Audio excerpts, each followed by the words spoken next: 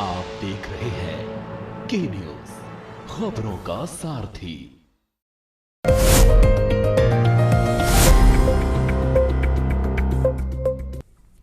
नमस्कार, हमारे खास प्रोग्राम स्पेशल रिपोर्ट में आप सभी का स्वागत है और मैं हूं आपके साथ गरिमा बाजपेयी। हम पेश करने जा रहे हैं देश विदेश की कुछ खास खबरें।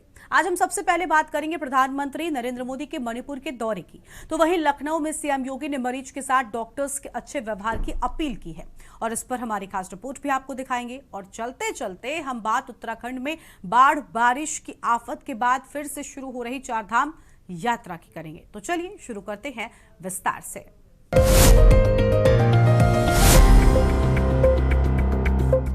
प्रधानमंत्री नरेंद्र मोदी मिजोरम के दौरे के बाद मणिपुर पहुंचे और मणिपुर के लोगों को विकास की सौगातें दी है। हिंसा में महीनों जले मणिपुर के दौरे के लिए विपक्ष लगातार पीएम मोदी पर निशाने साध रहा था। बहरहाल देर से ही सही, प्रधानमंत्री जब मणिपुर पहुंचे तो लोगों से संवाद भी किया। ये रिपोर्ट देखिए।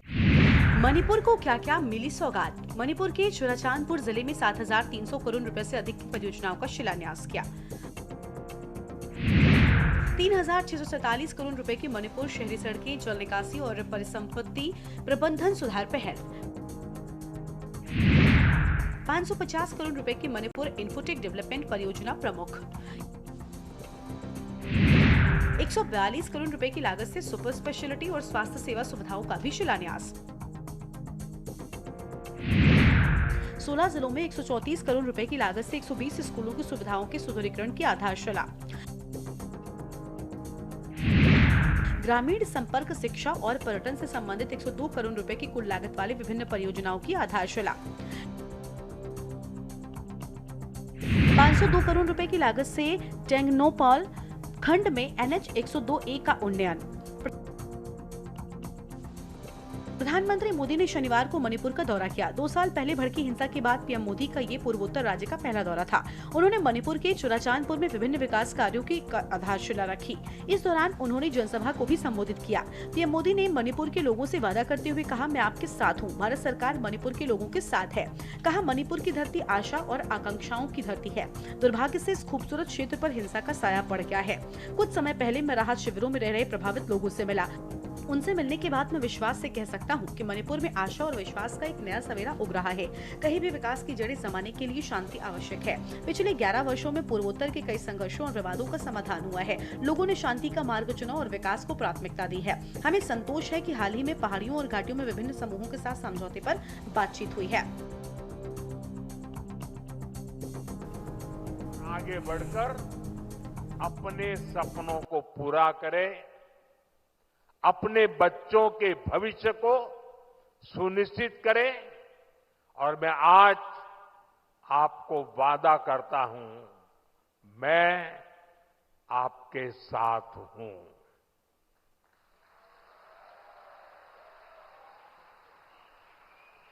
भारत सरकार आपके साथ है, मणिपुर के लोगों के साथ है।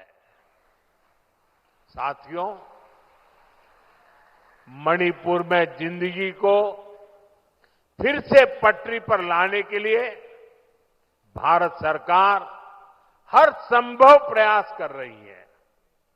जो बेघर हो गए ऐसे परिवारों के लिए 7,000 नए घर बनाने के लिए हमारी सरकार मदद दे रही है। हाल में ही करीब 3,000 करोड़ रुपए का स्पेशल पैकेज भी स्वीकृत किया गया है। विस्थापितों की मदद के लिए 500 करोड़ रुपए का विशेष प्रावधान किया गया है। मणिपुर की धरती हौसलों और हिम्मत की धरती।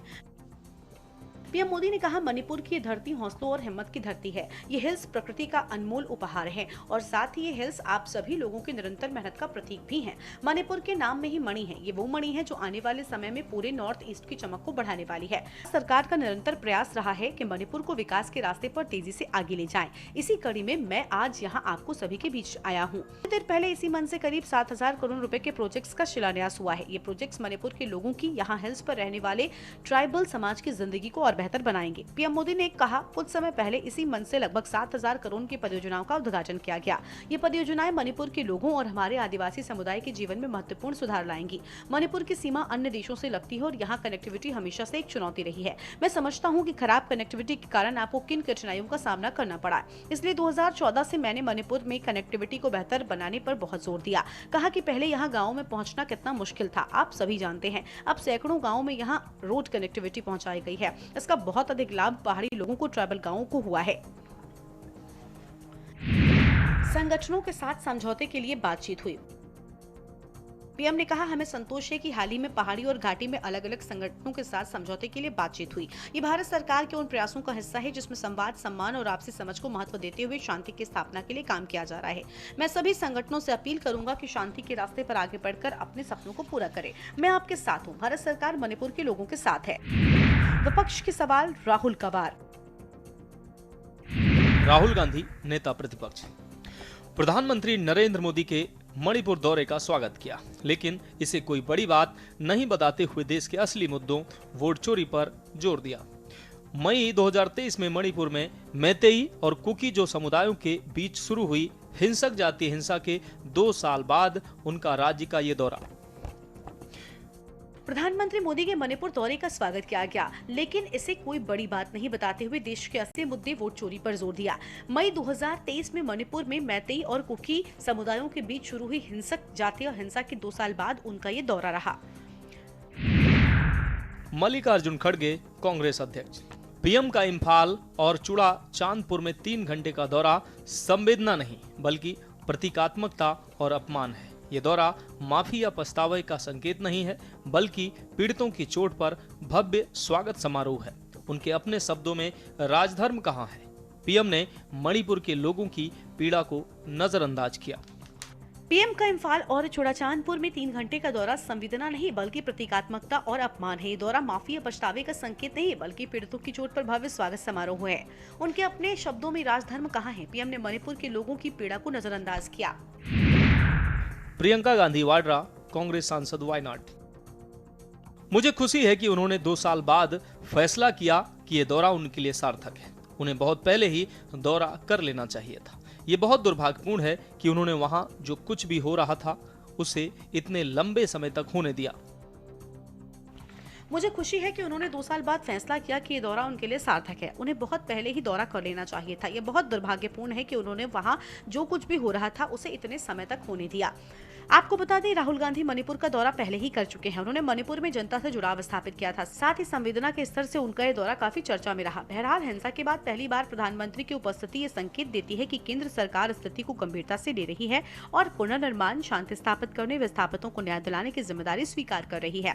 परियोजनाएं राज्य के उन हिस्सों में शुरू की जा रही हैं जो हिंसा से सबसे ज्यादा प्रभावित हुए हैं, जैसे कि चुड़ाचांदपुर। इससे वहां के लोगों को ये पहल, जरूरी संसाधन और बुनियादी ढांचा मिलेगा। प्रधानमंत्री के द्वारा मैं सिर झुकाकर नमन करता हूं जैसे शब्द कहना, प्रभावित परिवारों से मिलना, स्थानीय प्रतीकों का आदान प्रदान करना, ये सब एक प्रकार का विश्वास, बहाली और जन भावनाओं की वास्तविकता को स्वीकार करने का संकेत है। स्पेशल डेस्क के न्यूज इंडिया। लखनऊ में डॉक्टर राम मनोहर लोहिया आयुर्विज्ञान संस्थान का स्थापना दिवस मनाया गया। समारोह में सीएम योगी आदित्यनाथ ने शिरकत की और इस मौके पर उन्होंने कहा कि हर मरीज के साथ डॉक्टर्स का व्यवहार अच्छा हो, हर मरीज को अच्छी सुविधा मिले। ये रिपोर्ट देखिए। राजधानी लखनऊ में शनिवार को डॉक्टर राम मनोहर लोहिया आयुर्विज्ञान संस्थान का 5वां स्थापना दिवस मनाया गया। इस अवसर पर इंदिरा गांधी प्रतिष्ठान में समारोह का आयोजन किया गया। इसमें मुख्यमंत्री योगी आदित्यनाथ, उप मुख्यमंत्री ब्रजेश पाठक, स्वास्थ्य राज्य मंत्री मयंकेश्वर शरण सिंह और प्रमुख सचिव स्वास्थ्य पार्थ सारथी सेन शर्मा शामिल हुए। इस मौके पर सीएम योगी ने उत्कृष्ट कार्य करने वाले डॉक्टर्स को सम्मानित किया। लोगों को संबोधित करते हुए सीएम ने कहा कि डॉक्टर्स का व्यवहार मरीजों के लिए काफी अहम होता है। गरीब परिवारों के प्रति आपकी संवेदना होनी चाहिए। अस्पताल में मरीजों को स्ट्रेचर मिल जाए, वार्ड बॉय उनकी मदद करें। सीएम ने कहा कि अगर किसी गरीब परिवार के किसी व्यक्ति की दुखद मौत हो जाती है तो संस्थान के वाहन से शव उसके घर तक पहुंचा दे। हमारे पास वाहन नहीं है तो संस्थान एक वाहन खरीद ले। निजी एम्बुलेंस जो मरीजों को निजी अस्पताल ले जाती है, इन पर रोक लगनी चाहिए। 2047 में भारत जब अपनी आजादी का शताब्दी महोत्सव मना रहा होगा, तब हर नागरिक के चेहरे पर आरोग्यता की गारंटी भी हम दे पाएंगे बेहतरीन स्वास्थ्य केंद्रों के माध्यम से। इसकी शुरुआत आज से ही होनी चाहिए। यद्यपि पिछले 8 वर्ष में प्रधानमंत्री मोदी जी के मार्गदर्शन और उनकी विजनरी लीडरशिप के कारण हम लोगों ने इस दिशा में कई कदम बढ़ाए। अब याद करिए, मेडिकल कॉलेजेस की संख्या दुगनी से अधिक हो गई। प्रदेश में यहां के चिकित्सा संस्थानों में एमबीबीएस की जो यूजी की सीट्स थी उसमें 2.5 गुना का अंतर आया है। पीजी की सीट्स में 3 गुना का अंतर आया है। सुपर स्पेशलिटी में 3 गुना से अधिक सीट्स हम लोगों ने बढ़ाने में सफलता प्राप्त की। आज हर जनपद में आईसीयू की सुविधा है, मिनी आईसीयू भी है, डायलिसिस की सुविधा है हर जनपद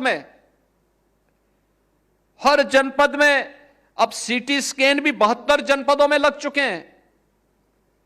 ये सब सुविधाएं वहां पर प्राप्त हो रही हैं। आयुष्मान आरोग्य मंदिर के माध्यम से एक संजाल सा बिछा हुआ है। 2500 से अधिक की संख्या में प्रदेश भर में वे अपनी सेवाएं दे रहे हैं। कहा कि पेशेवर ब्लड डोनेशन करने वाले लोग मरीजों के स्वास्थ्य से खिलवाड़ करते हैं, इस पर भी रोक लगे। सीएम योगी ने कहा कि लोगों ने सोशल मीडिया को नजरअंदाज किया। विकास किस तरह बाधित हो जाता है ये हमने पड़ोसी देश में देखा। आज के युग के अनुरूप हमें हर क्षेत्र में खुद को तैयार करना होगा। सेवा पखवाड़ा के दौरान पीएचसी सीएचसी में आरोग्य मेले लगेंगे। आरएमएल को भी इसमें हिस्सा लेना चाहिए। तमाम घुमंतु जातियां अपने स्वास्थ्य का ध्यान नहीं रखती, हमें उन लोगों को स्वास्थ्य के प्रति जागरूक करना चाहिए। मैं इस बात को इसलिए भी कह रहा हूं क्योंकि मैं स्वयं पूर्वी उत्तर प्रदेश के उस क्षेत्र से आता हूं जिसके लिए यह सीजन 15 जुलाई से लेकर 15 नवंबर तक का जो सीजन होता था, यह उनके लिए अत्यंत भयावह होता था। हर मां, हर परिवार का अभिभावक अपने नवजात शिशु के जीवन के लिए चिंतित रहती थी। पता नहीं किसके घर में यह बीमारी आ जाए, कौन बच्चा इसकी चपेट में आ जाए। पूर्वी उत्तर प्रदेश ने 40 वर्षों में 50,000 से अधिक बच्चों को खोया है इंसेफ्लाइटिस जैसी बीमारी के कारण। 1977 से लेकर 2017 तक यह बीमारी आती थी। वहां का नवजात शिशु, वहां के बालक इसकी चपेट में आते थे। न शासन की कान में जूं रेंगता था और न ही प्रशासन को इन सब के बारे में किसी प्रकार की कोई चिंता होती थी। लोग आते थे, चेहरे पर उनकी कोई मुस्कान नहीं होती थी, बुझा हुआ चेहरा। लोगों के मन में एक भय होती थी, एक आशंका होती थी, पता नहीं क्या हो जाए। और उनको आने में इतनी देर लगती थी कि वे भी जानते थे परिणाम क्या होने वाला है। या तो बच्चे से हाथ धोना पड़ेगा, और अगर किसी कारण से डॉक्टरों ने बड़ी कृपा कर ली, बच्चा बच भी गया, तो ये बच्चा दिव्यांग होगा। उप मुख्यमंत्री ब्रजेश पाठक ने कहा कि लोहिया संस्थान के विस्तार के लिए दूरदर्शन से बात चल रही है। वो जमीन मिलने से यहाँ का विस्तार हो सकेगा। ये जमीन संस्थान के पास ही उपलब्ध है। आपको बता दें कि सीएम योगी इन दिनों लगातार जनता के बीच जा रहे हैं। संवाद के जरिए वो न सिर्फ जनता से सीधे जुड़ रहे हैं, बल्कि उनकी तरफ से जनता को सौगातें भी मिल रही हैं। स्पेशल डेस्क के न्यूज इंडिया।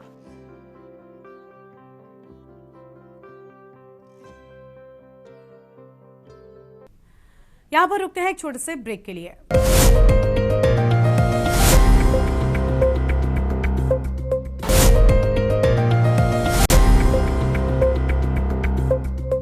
उत्तराखंड उत्तराखंड में मानसून का प्रभाव इस साल प्रदेश की मुख्य चारधाम यात्रा पर कुछ ज्यादा ही भारी पड़ा है। भारी वर्षा, भूस्खलन के खतरे को देखते हुए यात्रा पर रोक लगा दी गई।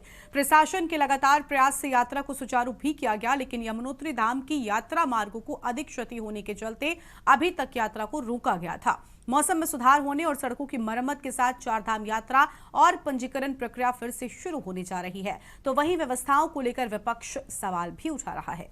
ये रिपोर्ट देखिए। उत्तराखंड में अब की बार मानसून ने जमकर तबाही मचाई है। खासकर बात करें उत्तरकाशी की तो वहां भारी नुकसान देखने को मिला है, जिसने यमुनोत्री और गंगोत्री धाम की यात्रा भी बुरी तरह से प्रभावित की है। लिहाजा दूसरे चरण की चारधाम यात्रा को दोबारा सुचारू कराने की तैयारी की जा रही है। गंगोत्री धाम की यात्रा 9 सितंबर से शुरू हो चुकी है। अब यमुनोत्री धाम की यात्रा आज से शुरू करने की कवायद की जा रही है। उत्तरकाशी जिलाधिकारी प्रशांत आर्य ने बताया कि धराली आपदा के बाद गंगोत्री धाम की यात्रा बीते दिन से शुरू हो चुकी है, लेकिन यमुनोत्री राष्ट्रीय राजमार्ग कई जगहों पर बाधित है। ऐसे में हाईवे सुचारू करने के साथ ही यमुनोत्री धाम की यात्रा का निर्णय आज लिया जाएगा। उन्होंने कहा कि मौसम और सड़क मार्ग की स्थिति को देखते हुए यात्रियों को सीमित संख्या में गंगोत्री धाम भेजा जा रहा है। वर्तमान में गंगोत्री राष्ट्रीय राजमार्ग धरासू, नालूपानी, हेलकुगाड़, डबरानी संवेदनशील स्थान है, जहां रुक रुक के भूस्खलन हो रहा है। सुरक्षा के मद्देनजर और सड़क मार्ग को सुचारू करने के लिए पर्याप्त मशीनरी एवं टीमें तैनात की गई हैं। यमुनोत्री धाम यात्रा मार्ग को लेकर डीएम आर्य ने बताया कि यमुनोत्री नेशनल हाईवे जंगल चट्टी, बनास, फूल चट्टी के पास क्षतिग्रस्त है। जंगल चट्टी में करीब 150 मीटर सड़क मार्ग का हिस्सा ध्वस्त हुआ था, जिसे सुरक्षित और समतलीकरण का कार्य प्रगति पर है। इसी तरह बनास में करीब 40 मीटर सड़क का हिस्सा ध्वस्त हुआ है। फूल चट्टी में भी सड़क मार्ग क्षतिग्रस्त है, जिसे नेशनल हाईवे की ओर से 12 सितंबर तक सुचारू करने का भरकस प्रयास सफल माना जा रहा है। इसके साथ ही डीएम ने यात्रियों से भी अपील करते हुए कहा कि गंगोत्री धाम की यात्रा के लिए जिला प्रशासन की ओर से जारी एसओपी का पालन करें। वहीं चारधाम आने वाले श्रद्धालुओं ने खराब सड़कों को लेकर निराशा जाहिर की है। इसको यात्रा को हम चूंकि पहला जो चैलेंज है कि हम ये चैलेंज ले रहे हैं, हमारी टीमें इस समय उस स्थिति पे है कि हम लोग उसको सुचारू कर सकते हैं, इसलिए हमने उसको लिमिटेड संख्या में करा है कि लिमिटेड नंबर रहेगा जिस पे हम यात्रा में हमारे लोकल टैक्सीज के माध्यम से ही यात्रियों को आगे भेजेंगे। और जो हमारे सेंसिटिव जगह हैं उसमें हमारे वॉचर्स, हमारा जो होमगार्ड पीआरडी है या पुलिस का ड्यूटी है वो रहेगा। बीआरओ का अपना इक्विपमेंट्स उन्होंने कहा है कि हम लोग रखेंगे, जो सेंसिटिव मैंने 4 जगह बोली हैं। उसके अतिरिक्त बीच बीच में मशीनें रखी हैं, परंतु ये होता है इस समय अब चूँकि धूप भी आ रही है तो पहाड़ों का चटकने का रहता है। उसके बावजूद हम लोग इसको सिक्योर तरीके से दिन के टाइम में ही लिमिटेड नंबर पे चलाएंगे। 21 तारीख से निकले हुए हैं हमारे घर से और हरिद्वार आए, और हरिद्वार आने के बाद पता चला भाई कि गंगोत्री यमुनोत्री अभी थोड़ा बंद है। हम वहाँ से निकले तो पहले यमुनोत्री आए और यमुनोत्री से गंगोत्री गए। दोनों रास्ता पास में जाने तक बंद था। इसके बाद हम केदारनाथ गए। केदारनाथ में प्रशासन की ये हालत थी, वहाँ भी बंद था। बहुत मुश्किल से प्रभु के दर्शन हुए। इसके बाद बद्रीनाथ भी 7 तारीख तक बंद बताया, तो 3 दिन हम रास्ते में रेस्ट हाउस में रुके थे होटल में। उसके बाद हम वापस बद्रीनाथ का दर्शन हुआ। दर्शन करने के बाद वापस इच्छा की एक अनाउंस हुआ भाई 5-7 दिन में हो जाएगा रास्ता चालू प्रशासन का। रात से आए हैं, 2 दिन से यहाँ रुके हुए हैं। एक हमको कितना खर्चा हो रहा है। हम बीच तक यहाँ आके प्रशासन ने बताया कि यहाँ से रुक जाओ। हमको प्रशासन ने ऐसा बोला कि 13 तारीख को खुल जाएगा, तो हमारा खर्चा पानी वो सब क्या होगा। हमको बीच में अटक गए, हम वापसी भी नहीं जा पाएंगे। हम क्या करेंगे अब? हमको भी हमारी भी कुछ गिनती होती है। अब हमने यहाँ तक आ गए, हमको 2 दिन का खर्चा पानी, हमको आगे जा भी नहीं सकते, क्या करेंगे अब? हमको 13 तारीख की डेट दी हुई थी कि हमको यमुनोत्री जाना है। और मेरा तो पहले से ही बुकिंग था चारधाम का, पर हमने चेंज करवा दिया था। पहले ऐसा बोला था कि यमुनोत्री गंगोत्री जो धाम है, 2 धाम, वो अभी तक बंद है। पर अभी परसों मेरे को पता चला कि प्रशासन ने वो क्लियर कर दिया है कि 13 तारीख से वो स्टार्ट हो जाएगा, तो हम सीधे इधर आ गए। और यहाँ पे अभी मैंने ये चीज़ देखी है कि जिसकी मतलब चवन्नी चलती है ना, वो आराम से इजी वे में निकल सकता है, और जिसकी कोई चवन्नी नहीं चल रही, बेचारा आराम से बैठा है, खर्चा कर रहा है यहाँ पे बैठ के। जिसका बजट ही नहीं है वो अपना बजट भी गाड़ रहा है यहाँ बैठ के। ये चीज नहीं देखी जा रही। बाकायदा ये सर खुद यहाँ पे आए थे और 2 आदमी निकले, 2 गाड़ियां यहाँ पे, और ऊपर से सलाम करके निकली है। वहीं उत्तराखंड में चारधाम यात्रा के लिए केदारनाथ धाम को जाने वाली हेली सेवा अब और महंगी कर दी गई है। उत्तराखंड UCADA ने हेली सेवा के किराए में 49% तक की बढ़ोतरी की घोषणा की है, जिससे श्रद्धालुओं को इस बार अपनी जेब और अधिक ढीली करनी पड़ेगी। ये नई दरें 15 सितंबर से लागू होंगी। हालांकि इसके लिए DGCA की अंतिम अनुमति मिलनी आवश्यक है। UCADA के CEO आशीष चौहान ने बताया कि किराया बढ़ोतरी का फैसला आवश्यक परिस्थितियों को ध्यान में रखकर लिया गया है। हाल के वर्षों में चारधाम यात्रा के दौरान हेलीकॉप्टर हादसों ने सुरक्षा को लेकर कई सवाल खड़े कर दिए थे। इसके चलते DGCA ने हेली सेवाओं के लिए कड़े मानक लागू किए हैं। इसमें ऑटोमेटिक वेदर स्टेशन, PTG कैमरे, ATC, BHF सेट और सिलोमीटर जैसे तकनीकी सुधार शामिल हैं। साथ ही देहरादून के सहस्त्रधारा और सिरसी में 2 कंट्रोल रूम स्थापित किए जा रहे हैं और 22 ऑपरेटरों की टीम उड़ानों पर नजर रखेगी। इन सभी उपायों के लिए अतिरिक्त लागत के कारण किराए में बढ़ोतरी की गई है। जब आपका 30% शटल ऑपरेशन या सॉटीज आपकी जब कम होंगी तो उस कंडीशन में जो उनके इकोनॉमिक लॉसेस हैं वो कहीं ना कहीं ऑपरेशंस को वायबल बनाने में उनके लिए इश्यूज आ सकते हैं। तो वही एक बेसिक रीज़न है, जिस रीज़न से कंपेलिंग रीज़न है, जिस रीज़न से थोड़ा सा प्राइस इंक्रीज हो रहा है। कितना इंक्रीज है?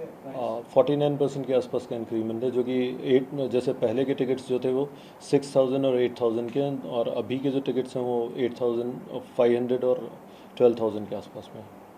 सर, ये सिक्योरिटी के दौरान शुरुआत में हेली सेवाएं लगातार दुर्घटना का शिकार हुई, जिससे जान माल का भी बड़ा नुकसान उठाना पड़ा। अब दोबारा से अगर हेली सेवाएं शुरू हो रही हैं तो उसके लिए सरकार ने क्या सुरक्षा के उपाय किए हैं, यूकाडा ने कितनी मॉनिटरिंग की है, कितना जो है DGCA उन पर नज़र रखने वाला है, ये सारे सवाल हैं। क्योंकि चारधाम यात्रा के लिए बड़ी श्रद्धा से श्रद्धालु उत्तराखंड आते हैं, और जब हेली सेवाएं लापरवाही के कारण दुर्घटनाग्रस्त होती हैं तो इससे जान माल का भी नुकसान होता है और उत्तराखंड की छवि भी पूरे देश में खराब होती है। हम बार बार, हमारा उत्तराखंड क्रांति दल का कहना ये है कि जो वर्तमान BJP सरकार है, या हम यूँ कहें जो ये राष्ट्रीय दल हैं, इनका कोई भी सुनियोजित कार्यक्रम नहीं होता है।